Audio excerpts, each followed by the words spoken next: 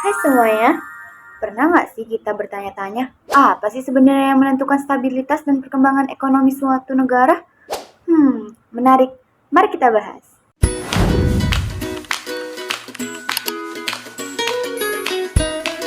Assalamualaikum warahmatullahi wabarakatuh. Hello everyone, perkenalkan nama aku Nova Azizah dengan NIM 0506231014. Aku dari Prodi Manajemen Fakultas Ekonomi dan Bisnis Islam, UIN Sumatera Utara. Nah, sebagai mahasiswa ekonomi, kayaknya nggak afdol kalau kita nggak membahas perekonomian di suatu negara nih. Nah, jadi apa sih sebenarnya yang menentukan stabilitas dan perkembangan ekonomi di suatu negara? Nah, jawabannya ada pada indikator makroekonomi, mulai dari pertumbuhan ekonomi, inflasi, hingga suku bunga. Nah, yang pertama itu ada pertumbuhan ekonomi. Pertumbuhan ekonomi merupakan salah satu indikator keberhasilan pembangunan di suatu perekonomian. Kesejahteraan dan kemajuan suatu perekonomian ditentukan oleh besarnya pertumbuhan yang ditunjukkan oleh besarnya pertumbuhan output nasional. Adanya perubahan output dalam perekonomian merupakan analisis ekonomi jangka pendek. Ada juga beberapa teori, yaitu yang pertama ada teori pertumbuhan klasik, teori neoklasik, dan teori pertumbuhan Harold Domar. Nah, yang kedua yaitu inflasi. Inflasi adalah kenaikan harga barang yang menurut definisi sifat umum dan keberlanjutannya ada 3 komponen yang harus dipenuhi untuk mengatakan bahwa inflasi telah terjadi, yaitu kenaikan harga bersifat umum dan berlangsung terus-menerus. Nah, ada 3 jenis inflasi berdasarkan sifatnya.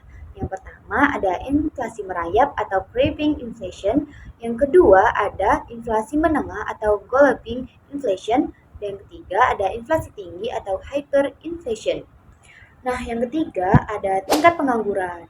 Pengangguran adalah kondisi di mana seseorang yang sudah berusia kerja namun tidak memiliki pendapatan atau tidak bekerja. Pengangguran juga merupakan salah satu masalah yang masih harus dihadapi oleh Indonesia hingga saat ini. Tingkat pengangguran yang semakin membludak harus segera diatasi. Terlebih lagi, pengangguran juga menjadi salah satu faktor penghambat kesejahteraan sosial. Selanjutnya ada neraca perdagangan.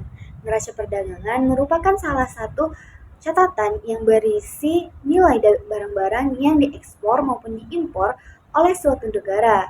Neraca perdagangan dibuat agar suatu negara dapat menentukan perkembangan perdagangan internasional yang dilakukan. Beberapa faktor yang mempengaruhi neraca perdagangan. Yang pertama ada pendapatan luar negeri, yang kedua pendapatan domestik, yang selanjutnya faktor nilai tukar real, yang keempat yaitu kebijakan perdagangan luar negeri suatu negara. Dan yang terakhir itu ada suku bunga.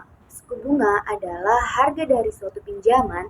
Suku bunga merupakan hasil salah satu variabel dalam perekonomian yang senantiasa diamati secara cermat karena